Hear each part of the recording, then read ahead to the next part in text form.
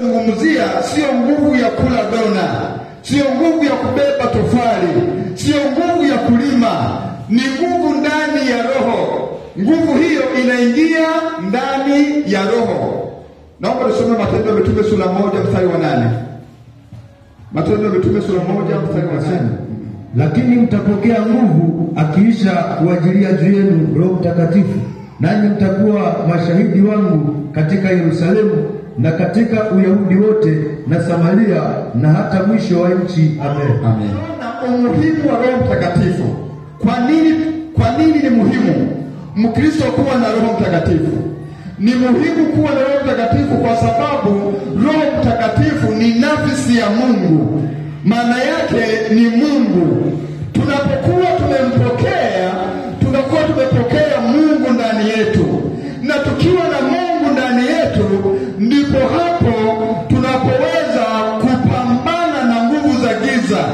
Ndipo hapo tunapoweza kuwa na nguvu ya ushawishi wa kumvuta mtu hata aliyekuwa amefungwa na shetani akaachana na shetani. Aliyekuwa amefungwa na mapepo yakatoka. Aliyekuwa amefungwa na dhambi ikamwacha. Aliyekuwa amefungwa na ushirikina kawa si kitu na kuja kwa Yesu. Ni pale tunapokuwa na nguvu ya Roho Mtakatifu. Pasipokuwa na nguvu ya Roho Mtakatifu, ni vigumu kumbadilisha mtu. Ni vigumu kumfanya mtu amjie Yesu kutoka katika mazingira ambayo ameyazoea. Hebu tuangalie tena, tuone jinsi ambavyo Petro siku ya Pentekoste, siku ile Roho Mtakatifu aliposhuka, jinsi ambavyo nguvu ya Roho Mtakatifu iliyofanya kazi ndani ya mioyo ya watu kupitia hotuba ya Petro. Matendo ya Mitume 2 mstari wa 37 na 38. Neno la Mungu linasema, walipoyasikia haya wakachomwa mioyo yao, wakamwambia Petro na mitume wengine, tutendeje ndugu zetu? Petro akawaambia, tubuni mkabatizwe kila mmoja kwa jina lake Yesu Kristo, mpate ondoleo la dhambi zenu, nanyi mtapokea kipawa cha Roho Mtakatifu. 39.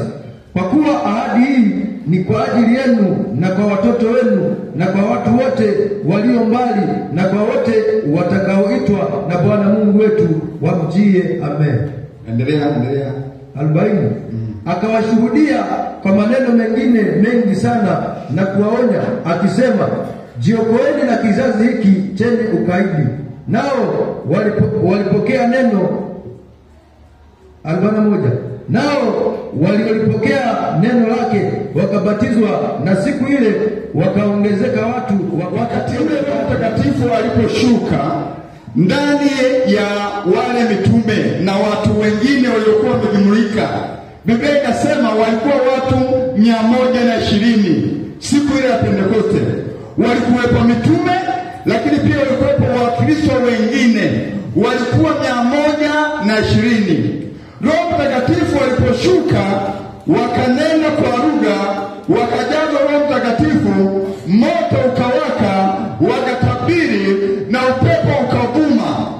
Wakati ule wananena kwa lugha, kwa kuwa walikuwepo Wayahudi waliokuwa wamekusanyika siku ile ya Pentekoste, maana siku ya mavuno, wamekuja kwenye sikukuu na mavuno yao. Walipowasikia wananena kwa lugha, walienda kuwashangaa, wakaenda maeneo yale. Walipofika maeneo yale, wakati wanashangaa, wanajiuliza, hawa watu wamelewa? Hawa watu wamekuaje? Wengine wanasema hawakulewa, watalewaje saa 3 hii? Inaonekana Wayahudi hawakuwa na tabia za kulewa saa 3 za asubuhi. Walikuwa wanalewa masaa mengine. Sasa wakati wanashangaa, Biblia inasema Petro, kwa sababu amepata ujasiri wa Roho Mtakatifu, alisimama katikati ya Wayahudi bila woga wala bila kuogopa. Akasema, enyi wanaume wa Israeli, mnavyodhania kwamba tumelewa, sivyo. Isipokuwa yule Yesu mliyemsulubisha, yule Yesu aliyetenda miujiza, alituahidi ya kwamba akiondoka tutajazwa Roho Mtakatifu. Na leo imetimia kwetu. Haleluya! Roho Mtakatifu ameshuka kwetu, tumepokea nguvu ya Roho Mtakatifu. Kwa maneno hayo akawashuhudia na mengine mengi yanayohusu ufalme wa Yesu.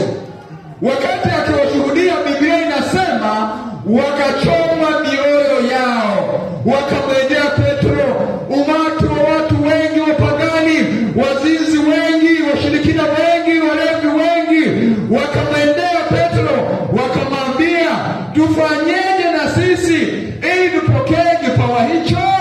Haleluya!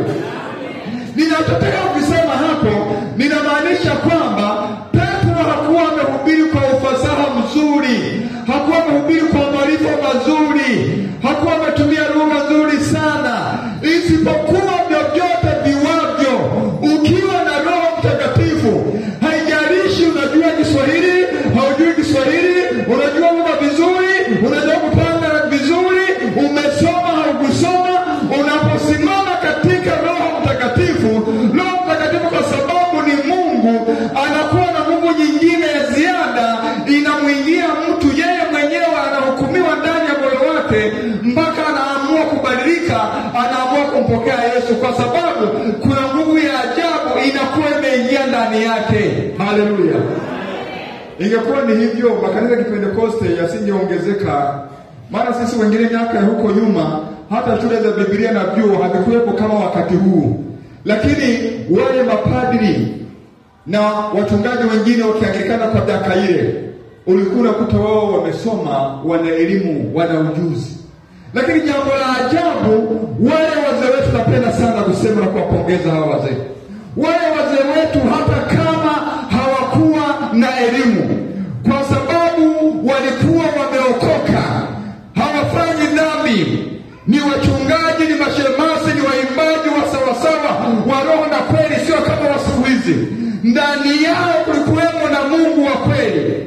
Tunaona walihubiri Injili, na katika kuhubiri Injili walivuta watu, tukatoka kwenye madhehebu yetu mazuri, yenye majumba mazuri, yenye watu wenye kujua Kilatini waliosoma, wakatuvuta tukatoka kule. Haikuwa hali ya kawaida, kwa sababu ndani yao kulikuwemo na nguvu ya kimungu, nguvu ya Roho Mtakatifu. Ndio ilisababisha watu waache uchawi wao, watu waache dhambi zao, wamjie Bwana Yesu. Sio maneno tu kama inavyotokea siku hizi za leo. Kulikuwemo na nguvu ya ajabu. Ndio maana kina mzee Gatete na wengine, hata kama hawakuwa wamesoma, ile nguvu ya Roho Mtakatifu iliyokuwepo ndani yao ilisababisha tuwe kwenye madhehebu yetu ya maana sana. Nikianza kuuliza hapa watu waliosali Roma, naona tapata mikono mingi sana waliosali Roma. Lakini nikikuuliza kwa nini ulitoka kule? Mapadri wamesoma, wanajua mambo mengi, lakini kwa nini unatoka kule? Ulikutana na nguvu ya Mungu. Haleluya! Wale wazee walikuwa na nguvu sio ya kawaida. Kwa hiyo tunapozungumzia hata hotuba ya Petro, haikuwa na utaalamu, isipokuwa ilikuwa na nguvu ya Mungu. Biblia imesema wakaokoka, wakatubu watu na wakabatizwa. Wakati ule wakiokoka, walikuwa wanabatizwa wakati huo. Wakabatizwa siku ile watu wapatao 3,000. Hapa tulipo hata 500 hatupo. Lakini siku ya Pentekoste, siku ile ya mavuno ya kawaida kama haya, yakatokea na mavuno mengine ya mioyo ya watu waliomjia Yesu, wakaingia ghalani mwa Yesu, watu wapatao 3,000. Haleluya! Kwa hiyo kazi ya Roho Mtakatifu au umuhimu wa Roho Mtakatifu, sisi pia leo hii Roho Mtakatifu ni muhimu ili tuhubiri watu waokoke. Namshukuru mama aliyesema amekuja na mtu aliyetubu. Mama, Mungu akubariki sana kwa kumshuhudia mama mpaka akafikia hatua ya kuja kutubu. Mungu akubariki sana. Lakini baadaye ulisema mchungaji umezaa. Mchungaji wa kondoo hazai, ila kondoo ndizo zinazaa kondoo. Haleluya! Kwa hiyo hongera sana, umezaa wewe uliyehubiri. Ingawa na mchungaji kama kondoo, na yeye ana wajibu wa kuzaa, lakini wanaozaa ni kondoo, ndio wanazaa kondoo wengine. Ilipaswa kila mshirika aje na mtu kanisani. Haleluya! Mnajielewa? Ninyi ni kondoo, na mchungaji wa kondoo si anayezaa kondoo, isipokuwa kondoo kwa kondoo ndio wanazaa kondoo mchungaji hajiondoi, kwa sababu mchungaji pia ni kondoo na yeye pia anatakiwa kuzaa. Haleluya. Kwa hiyo hongera sana mama uliyekuja na muumini mwingine. Mungu akubariki na kuongezee vipawa, na wengine tuende kufanya namna hiyo. Haleluya.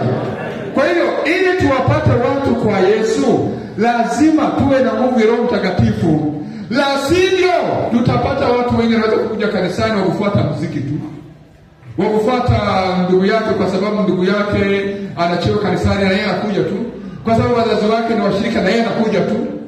Lakini wokovu wa kweli, ili mtu aokoke sawa sawa, lazima awe ameguswa na Roho Mtakatifu ndani ya moyo wake. Kwa hiyo Roho Mtakatifu ni muhimu, atakusaidia kuleta watu kwa Yesu. Roho Mtakatifu analeta upako kwenye nyimbo zinazoimbwa. Roho Mtakatifu analeta upako kwenye mahubiri. Roho Mtakatifu analeta upako kwa kila huduma inayofanyika. Roho Mtakatifu ndio kazi yake. Tofauti na hivyo, unaweza kujikuta ya kwamba kila huduma tunayofanya inakuwa kavu tu pasipo na nguvu ya kimungu. Lakini Roho Mtakatifu tukiwa naye ataleta nguvu ya ajabu sana. Mtu akiimba katika Roho Mtakatifu nasikia na nywele zinasisimka. Mtu akiomba katika Roho Mtakatifu utasikia kuna vitu vinaingia. Haleluya. Bwana Yesu asifiwe. Umuhimu mwingine wa Roho Mtakatifu. Roho Mtakatifu huondoa kiu ya dhambi ndani ya maisha ya mwamini. Roho Mtakatifu huondoa kiu ndani ya maisha ya mwamini. Unapokuwa umeokoka, hii miili yetu ina tamaa nyingi. Haijalishi ni mwanaume ni mwanamke, haijalishi wewe una cheo gani, una nafasi gani, hii miili tulionayo inatamani mambo mengi ya kidunia. Lakini ili usimame sawa sawa, ili udhibiti mwili wako, lazima upate nguvu nyingine ya ziada. Naomba nisome Yohana sura ya 7 mstari wa Yohana sura ya 7 mstari wa 37 hadi 39. Neno la Mungu linasema, hata siku ya mwisho, siku ile kubwa ya sikukuu, Yesu akasimama akapaza sauti yake akisema, mtu akiona kiu na aje kwangu anywe. Aniaminie mimi, kama vile maandiko yalivyonena, mito ya maji yaliyo hai itatoka ndani yake.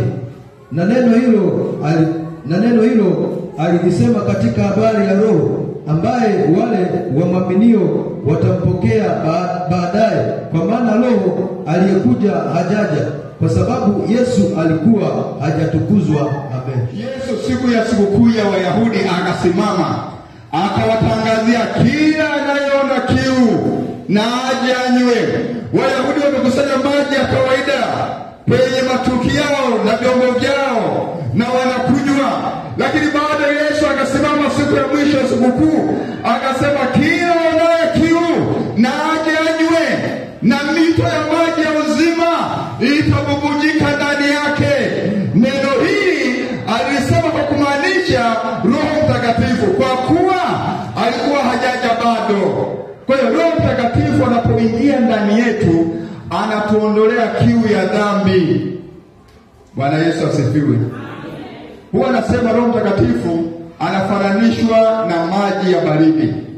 Maji ya baridi ukiwa na kiu ukanywa, inaondoa ile kiu. Kama alivyomwambia mwanamke Msamaria. Mwanamke Msamaria alipokutana na Yesu, Yesu akamwomba maji ya kawaida, lakini alipomwomba maji ya kawaida mwanamke akamwambia Yesu, akamwambia pia kwamba naye anayo maji ya uzima. Yule mwanamke baada ya hapo alipomtaka Yesu ampe maji ya uzima, alipokwisha kuongea naye akayapokea maji ya uzima kupitia neno la Yesu. Yule mwanamke alipokea maji ya uzima. Alipopokea maji ya uzima, Biblia inasema tangu wakati ule akaachana na umaraya wake na wale wanaume wote akawaacha, akawa mhubiri, akaenda kuhubiri kule mjini Samaria. Haleluya. Kwa hiyo Roho Mtakatifu ni kama kumwaga maji kwenye kaa la moto. Kaa la moto ukimwagia maji, utasikia ile kaa la moto nasema shwa, linazima moja kwa moja. Roho Mtakatifu anatusaidia kutuondolea dhambi, kutuondolea kiu ya dhambi. Ingawa naposema namna hiyo haimaanishi kwamba mnajiachia tu. Maana wako watu wengine wanajiachia, wanasema Roho Mtakatifu atanilinda tu. Anajipeleka mwenyewe kwenye dhambi na iona, halafu anasema Roho Mtakatifu nisaidie. Roho Mtakatifu hakusaidii wewe pia usipojisimamia. Roho Mtakatifu atakukumbusha kwamba unachokifanya sio sawa, unachokifanya ni kibaya. Wewe kama mtu, kama Mkristo, wewe kama mwimbaji, wewe kama mhubiri, wewe kama mtumishi, Roho Mtakatifu anakuambia unachokifanya ni kibaya. Hakulazimishi na wala hakushiki mikono. Bwana Yesu atusaidie. Wako watu fulani walienda huko kwenye maombi, sio mikesha, wanaume na wanawake walipoenda huko, kijana wa kiume na wa kike wakaenda huko. Ilipofika usiku wetu wakaweka Biblia katikati. Biblia haisemi na Biblia haiwezi kufanya chochote. Maamuzi ya kwako tu. Waliweka Biblia katikati, lakini matokeo yake walishtuka wameshafanya dhambi. Na Roho Mtakatifu anakaa ndani yetu, anatuonya na ushauri. Ukigalaliza ushauri wake, yeye anakuacha unaenda zako. Lakini pia Roho Mtakatifu, niliwahi kusema, naomba nirudie kusema, mwaka fulani nilienda kuhubiri Dodoma. Tulipokuwa tukihubiri pale, baadaye mwenyeji wetu akatukaribisha nyumbani kwake.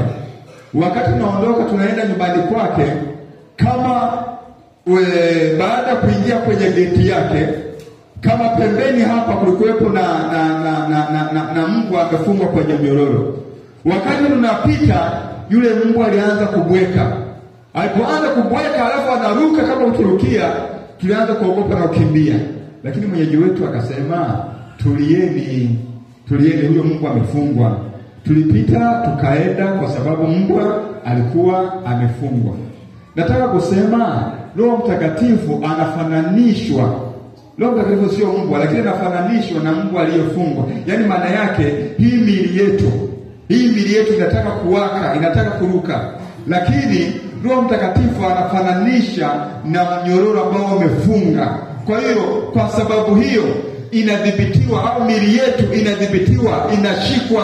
Roho Mtakatifu anakuwa amedushika. Haleluya. Sababu ya tatu, Roho Mtakatifu huleta wivu wa Bwana. Roho Mtakatifu huleta wivu wa Bwana. Katika maisha yetu ya Ukristo, sisi ni watumwa wa Kristo. Tulipaswa tuwe na wivu na kazi ya Bwana. Lakini sasa hivi kwa sababu ya upungufu wa nguvu ya Mtakatifu, hatuna wivu na kazi ya Bwana. Watu waokoke, watu wasiokoke, tunaona kama ni hali ya kawaida. Lakini Roho Mtakatifu akiwemo ndani yetu, tungetamani kazi ya Mungu isonge mbele. Hebu tumwangalie kijana mmoja aliyekuwa amejazwa Roho Mtakatifu alivyokuwa na wivu. Ni habari ndefu, lakini tusome mstari mchache tu. Ni Daudi. Tusome Samueli wa kwanza sura 17. Tusome mstari mmoja tu wa 45. Neno la Mungu linasema, ndipo Daudi akamwambia yule Mfilisti, wewe unanijia mimi na upanga na fumo na mkuki, bali mimi ninakujia wewe kwa jina la Bwana wa majeshi, Mungu wa majeshi ya Israeli, uliowatukana. Siku hii ya leo Bwana atakuua mkononi mwangu, nami nitakupiga na kukuondolea kichwa chako. Nami leo nitawapa ndege wa angani na wanyama wa nchi mizoga ya majeshi ya Wafilisti, ili kwamba dunia nzima wajue ya kuwa yuko Mungu katika Israeli, nao jamii ya watu wote pia wajue ya kwamba Bwana haokoi kwa upanga wala kwa mkuki, maana vita ni vya Bwana, naye atawatia ninyi mikononi mwetu.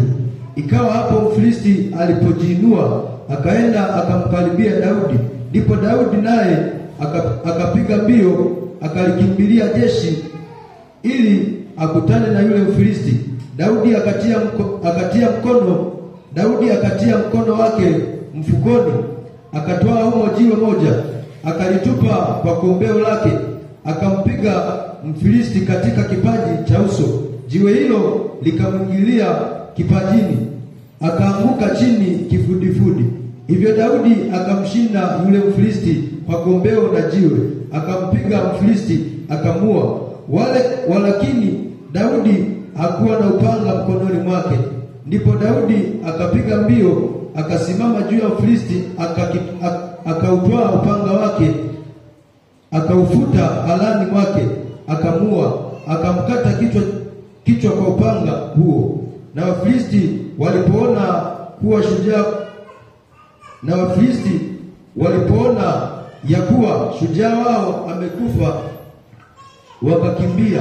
Na vita ya Waisraeli na Wayahudi, wakiwa na vita, Daudi yeye, mnakumbuka huko nyuma, wakati ule Samueli alienda kwa mzee Yese akampaka mafuta. Mafuta ilikuwa ni alama ya Roho Mtakatifu kwa wakati ule, na akiwa na mafuta Daudi na akiwa mtoto mdogo, vita ile ilipokuwa ikiendelea, Daudi akaenda kuwaona ndugu zake vitani. Alipoenda kuwaona ndugu zake vitani, akawakuta wale ndugu zake wako wanapigana na Sauli, au wanapigana na hawa Wafilisti na Goliati. Lakini wakati huo Waisraeli wamekata tamaa, wamechoka, wameshindwa na vita. Maana yake wameshakata tamaa kabisa. Goliati kila siku anasimama, anasema kama kuna mwanaume kati yenu atokee apigane nami, ninyi mkitushinda tutakuwa watumwa wenu, kama tutawashinda ninyi mtakuwa watumwa wetu. Kila siku Goliati alikuwa anajitokeza. Hawa Wayahudi, jeshi la Wayahudi, jeshi la Sauli, walikuwa wanakimbia, wanaondoka moja moja, wanaenda. Hakuna ile thubutu kutokea, kwa sababu hawakuwa na nguvu ya kimungu ndani yao. Na taifa la Israeli ili wapigane na washinde, walitakiwa Mungu awepo mbele yao. Ndipo hapo sasa Daudi alipokuta hali hiyo, wako wanadhihakiwa, wako wananyanyaswa hawa Israeli, akamwendea kiongozi wao. Hivi ikiwa mtu atapigana na Goliati huyu, mfalme atampa nini? Ndugu zake na Daudi wakasema, na wewe umeanza ukorofi wako, wewe watu wenye ujuzi wa vita wameshindwa, wewe ndio unaweza, ondoka, rudi huko nyumbani kwanza. Lakini yeye kwa sababu moyoni mwake kuna wivu ya Bwana, Mungu anamsukuma, Roho Mtakatifu anamsukuma kupambana. Alikuwa akizunguka anarudi tena. Hivi mtu akimpiga huyu atapata nini? Maana wivu wa Bwana unamwaka ndani yake, Roho Mtakatifu aliye ndani yake anawaka. Baadaye alipoendelea kudadisi, ndipo hapo mfalme akasema, ikiwa mtu atampiga Goliati, mimi nitamuoza, nampa binti yangu amuoe, lakini pia nampa na mali zingine. Daudi akasema, mniache mimi niende. Wakampeleka mpaka kwa Sauli. Ndugu zake na watu wengine bakataka kwenda kufa. Wazoefu wa vita wameshindwa, huyu ndiye ataweza. Lakini Daudi akasema, mniachie niende. Daudi akaenda kwa mfalme. Mfalme Biblia inasema akambika mavazi ya kijeshi, kwa sababu alikuwa ni mtoto, hayakumwenea, akayatupa. Alipoyatupa, yeye akavaa nguo zake za kichungaji za kuchunga kondoo huko. Baadaye akaondoka. Wakati anaondoka, Goliati akacheka sana. Alipocheka sana, anasema, huyu kijana mzuri namna hii, kijana mwekundu namna hii, ndiye anakuja leo hii, nitampiga, na baada ya kumpiga nyama zake nawapa ndege. Wakati anakuja, anaona Daudi nako tena kanaenda, Daudi nako tena kanatembea kanaenda. Goliati kwa dharau anakimbia naenda, na Daudi kanakimbia kanaenda, wanakutana. Walipofika mahali fulani, Roho Mtakatifu ndani ya Daudi anamwambia, sasa simama hapo, chukua mawe. Akachukua mawe, akaweka kwenye kombeo, mangi. Alipochukua na kuweka kwenye kombeo, tayari Roho Mtakatifu anamuongoza. Sauli na Goliati yuko kwenye dharau kabisa ya kudharau kwamba huyu Daudi hawezi kitu. Lakini Daudi anasema, leo nitakupiga kwa jina la Bwana wa majeshi wa Israeli, na mataifa mengine yote yajue ya kwamba kuna Mungu wa kweli katika Israeli. Mtu aliyejaa Roho Mtakatifu ana imani, ana ujasiri, ana wivu, hana woga, hana wasiwasi. Akachukua yale mawe, akaweka kwenye kombeo, akazungusha kwa mwongozo wa Roho Mtakatifu. Mtu aliyeokoka anaongozwa na Roho Mtakatifu kwa kila kitu. Akazungusha na baadaye akatupa lile jiwe. Biblia inasema lile jiwe likaenda. Goliati alikuwa amevaa mavazi ya vyuma vya kuzuia aina yote ya silaha. Lakini hapa kwenye kipaji cha uso kulikuwepo na alama kadogo kawazi, ambapo Goliati na wanajeshi wengine walijua kwamba sio rahisi mtu kulenga hiyo sehemu. Lakini kwa sababu lile jiwe Daudi alilitupa likiwa linaongozwa Roho Mtakatifu, lilienda mpaka kwenye kipaji cha uso, likavunja kipaji cha uso cha Goliati akaruka chini. Kwa hiyo unaona matokeo ya ujazo wa Roho Mtakatifu. Wengine wakiwa na roga, wengine wakikimbia, wengine wakiwa na mashaka, wengine wakiwa na hofu, Roho Mtakatifu analeta ujasiri na nguvu za mtu wa Mungu. Na ndivyo ilivyotokea kwa wanafunzi wa Yesu. Ndivyo ilivyotokea kwa wazee wetu waliotangulia na kanisa mara ya kwanza. Walikuwa na ujasiri na nguvu za ajabu. Walihubiri kila mahali, walisema kila mahali. Na neno la Bwana lilipata kuenea. Sisi pia tulipookoka tulihubiri kila mahali, hatukuogopa ofisi yoyote, hatukuogopa mahali popote. Sina muda kushuhudia mambo mengi na maeneo ambayo tuliyapita, lakini Bwana alifanya kazi kubwa. Naomba nenda kumalizia tuna mambo matatu haya. Jinsi ya kumpokea Roho Mtakatifu. Ni jinsi gani wewe umpokee Roho Mtakatifu? Jambo la kwanza, unatakiwa kuwa na hamu, kuwa na nia. Roho Mtakatifu haingii ndani ya mtu tu hivi. Lazima uwe na hamu. Wanafunzi wakawa na hamu, wakawa na nia, wakatamani kutaka, wakatamani kupokea. Wakristo wa siku hizi hawapokei Roho Mtakatifu kwa sababu hawana hamu na hawataki. Tunataka muujiza, tuna mambo makubwa, lakini Roho Mtakatifu hatutaki kumpokea. Ili kumpokea Roho Mtakatifu lazima kuwa na nia, kuwa na hamu. Naomba some Luka 11:11-13 msomaji. Luka 11:11 hadi 13. Mnajua kuwapa watoto wenu vipawa vyema. Je, Baba aliye mbinguni hata zidi sana kuwapa Roho Mtakatifu hawa ambao? Unajiombea mwenyewe, unamtafuta kwa namna mbalimbali. Roho Mtakatifu utampokea. Lakini jambo la pili, ili mpokee Roho Mtakatifu lazima mioyo yetu iwe safi. Uachane na dhambi. Usiombe, usitafute Roho Mtakatifu wakati hujatubu dhambi zako. La sivyo utapokea roho mchafu, ndiye utakayempokea. Petro wa kwanza sura 1:16. Mtakatifu kwa sababu na yeye ni mtakatifu. Ili kupokea Roho Mtakatifu lazima wewe pia uwe umeokoka, umetakaswa. Sina muda, lakini nigusie pia kwamba kuna kipengele kingine kinasema matunda ya Roho Mtakatifu au matokeo ya Roho Mtakatifu. Baada ya kuwa tumepokea Roho Mtakatifu tunakuwa na matunda. Maana yake matunda yameandikwa pale: upendo, furaha, amani, uvumilivu, utu wema, fadhili, kiasi. Tukiokoka na tukajazwa Roho Mtakatifu, hayo ndiyo matunda. Watu wengi wanapenda kunena, au natokea wakati mwingine wanafikiri kunena kwa lugha tu ndio ishara ya ujazo wa Roho Mtakatifu. Kunena kwa lugha ni moja ya ishara ya Roho Mtakatifu, lakini tunapokuwa tumenena kwa lugha, tunatakiwa mwenendo wetu sasa uzae matunda hayo. Mwenendo wetu uonekane kwa watu, tabia zetu zionekane kwa watu, zikubalike kwa watu. Hayo ndio matunda ya Roho Mtakatifu. Bwana Yesu asifiwe. Lakini njia nyingine ya kupokea Mtakatifu nimesema ni kuomba Mungu au kuombewa. Baada ya kuwa umefungua moyo wako, Mungu awabariki kwa neno hili. Amen.